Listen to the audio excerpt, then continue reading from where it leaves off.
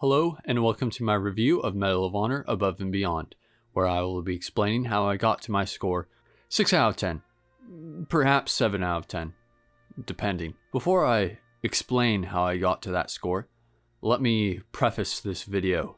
This is my first ever review, so even though I have put a great deal of thought into it, I may very well review or score this inappropriately, all things considered. This is also the first VR game I have owned and played to completion, so I have little comparison within the field of VR to score this game. I will be reviewing this game as a video game broadly, instead of limiting my analysis to how it compares to other VR games. Although how it compares to other VR games will be considered, despite my lack of experience in that regard, for it is applicable and it fits under the larger category of video games, of which VR games are a part of.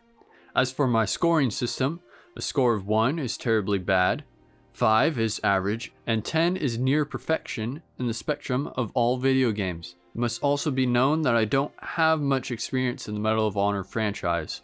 For that reason, I cannot give a comparison to other Medal of Honor games. Lastly, there will be spoilers, but I will try my best to keep them to a minimum without ruining the story or larger plot elements. And with that out of the way, let me explain how I reached my score for the game, which again, 6 out of 10 to 7 out of 10, depending. What drew me to Above and Beyond was that it was a full video game with a campaign and multiplayer for VR, unlike the majority of VR games, which are unfinished and seem more like tech demos. The prospect of a full game in VR was rather enticing. I was most excited to jump into the campaign and witness the wonders of what a complete FPS campaign in VR would be. Initially, it was everything and more that I could have wanted. It looked great, it sounded great, it controlled great. The tutorial walked me through everything I needed to know, and I could choose between movement options. It was, again, my first VR game, not my first experience in VR, but as my first very own VR game. It left an impression. Now that's an unfair bias towards any first game you play in VR, so I have to consider that when weighting my score. And then the game crashed. The game takes a lot of processing power from your PC, and if you don't lower your graphics, you may crash often, like I did. Luckily, reducing the graphics settings greatly improves performance, while still looking like a great game. I couldn't really see the loss in visual quality after lowering the graphics. At least they weren't significant downgrades by lowering the graphics, but they were significant upgrades in PC performance. I am still a little disappointed in the lack of optimization overall in the game. Once I had my settings lowered so that I could actually play without crashing, I found the first missions to be great fun, although challenging for one new to VR such as me. I was quite enjoying my time, being amused with the full use of what VR affords. Characters and cutscenes can be seen still moving about, even when they were not the focus of the cutscene. It made these cutscenes much more true to life than many other video games. For instance, you could look back and forth between characters as they were talking. Other characters would do the same, and some characters, not really engrossed in the conversation, would do their own thing. It was quite entertaining to watch. It gave the cutscenes a much more true-to-life feeling, which is exactly what I think cutscenes should be in VR. Although sometimes the cutscenes had maybe a little too many loading screens, which I chalk back up to a lack of optimization in the game, maybe a little too many loading screens at times. The characters, however, were all well-written and believable individuals. Some seemed a little embellished or sometimes insane, not like real people, but remember that these characters represent extraordinary people.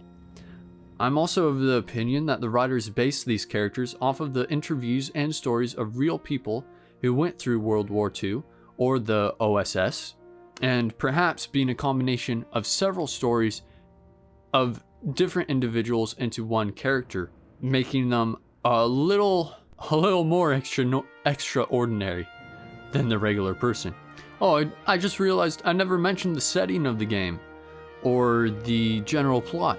This game is set in World War II, but you are an OSS operative, like I just mentioned. The OSS being the progenitors to the CIA. You get sent to many different locations for your missions. This allows the game designers to put you into all kinds of situations.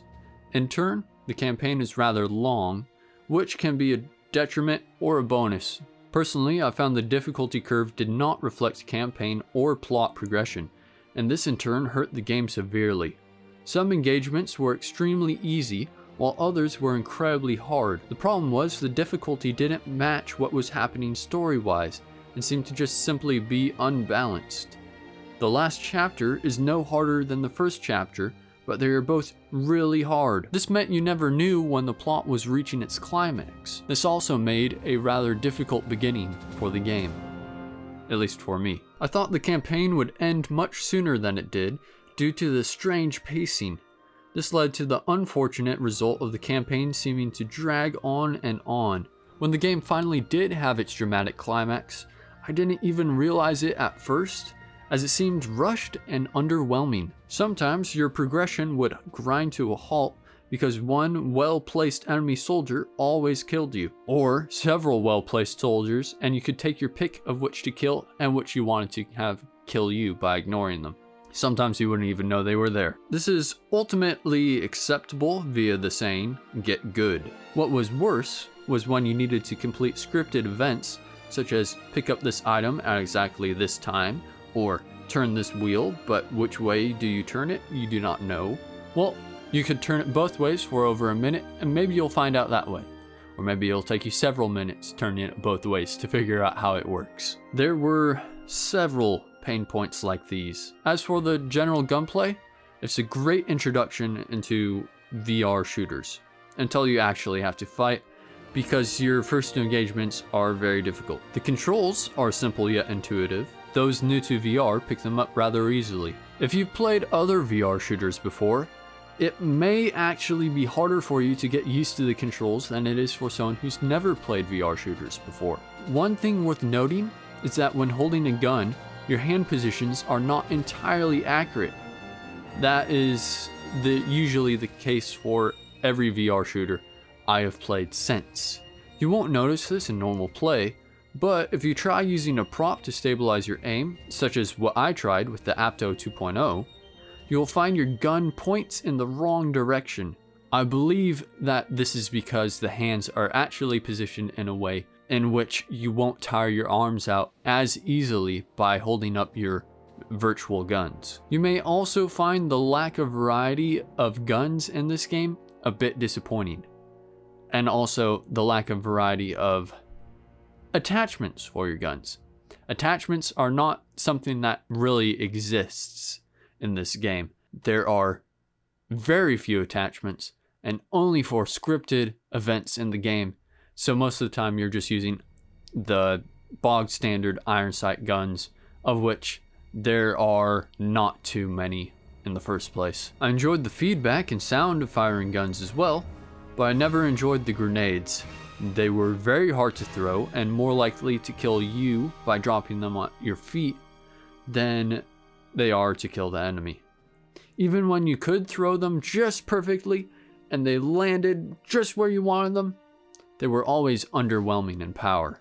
The game makes good use of the 3D audio, and frankly, every VR game should. The explosions, in general, seemed like an audio letdown at times, especially compared to the sound of firing your guns. Another aspect where the audio drops the ball is the music. I found the music generic, repetitive, and not pleasing to listen to. It was average, and the only reason you would remember any of its soundtracks was because it plays the same soundtrack over and over and over again throughout the entire game. But what about the visuals? I've already said that the graphics are very demanding, but can be mitigated with lowering the settings, which is a good trade-off, as lowering the settings does not hurt the graphics that much, but drastically improves the game's performance. Overall, the game's graphics were realistic, but still not of the highest quality. They were better than enough though for me. I was using the Valve Index, And that does limit how good an image can look to some extent, because you are looking closely at pixels. So how you view graphics in VR is very different than how you would view graphics on a screen. The level design is very standard. It's linear progression, usually relying on you to kill all the enemies to proceed. That's perfectly acceptable for a campaign like this, and it's what we expect. But again, there are points at which unusual difficulty or scripted events may hurt the flow severely. But what about multiplayer?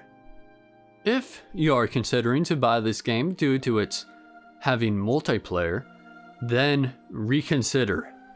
It is in essence barely functional. For one, the player population is about 15 players a day, and they're most likely playing the campaign instead of trying to get into this terrible mess that is multiplayer. You're very unlikely to matchmake with anyone. I never did. On top of that, the poor overall game optimization and poor netcode means that the matches are terribly laggy, even if you're only facing bots and have not match-made with a single person. It's still so laggy at times that you cannot play it. In fact, I reduced the graphics so much and it was still lagging up a storm. Multiplayer is awful. It's not worth it. So in summary, Medal of Honor Above and Beyond leans entirely on its campaign. The campaign is decent, but quite long. The story and characters, while well written, are not enough to counterbalance the poor pacing and difficulty. Points of frustration turned an otherwise enjoyable experience into an agonizing slog. The simple yet satisfying controls are better than average. However, bad multiplayer and unenjoyable music are points against it. And for that, I give the game a 6 out of 10. You can argue a 7 out of 10, although I think as time goes on, this game is going to age poorly and perhaps drop in quality as it goes on. That might look bad as a score, but as far as VR games go, at least what I understand of VR games so far, I think it's actually a pretty good game as far as VR is concerned. It will be interesting to see how my opinion changes over time after playing other VR games and comparing it to other VR games. As a game alone generally, I would probably skip this game. But if you are a VR enthusiast, the value of this game goes up. That's what I think.